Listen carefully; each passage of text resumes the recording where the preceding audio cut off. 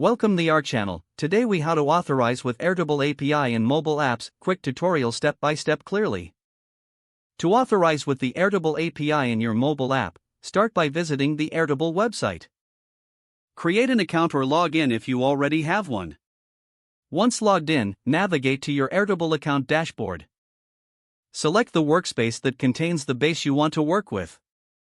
Go to the base and locate the API section in the top right corner. Click on the API link to access the documentation and details. You will find an option to generate an API key on the API documentation page. Click on Generate API Key. Copy the API key to your clipboard for later use. Next, open your mobile app development environment. Integrate the HTTP library suitable for your platform. For React Native, you might use Axios or Fetch. For Flutter, use the HTTP package.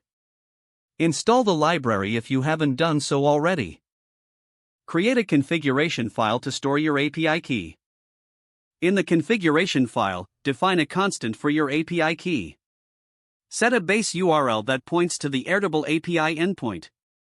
Include the path to the specific Airtable base you want to access. When you make a request, set your headers to include the authorization key.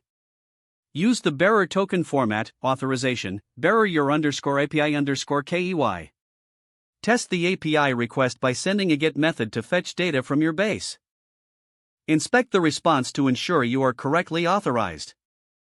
If successful, you will receive a JSON response containing your data. Handle any errors by implementing error checking logic in your code.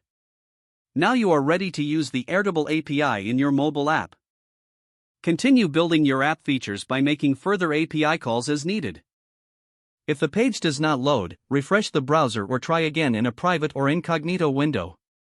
Make sure you are using the correct email address, then retype it carefully to avoid small typos. If your password is not accepted, use the reset option and create a new strong password you can remember. Check your spam folder for verification or security emails, then complete any requested confirmation steps. Don't forget to like this video and subscribe to our channel for more step-by-step tech guides.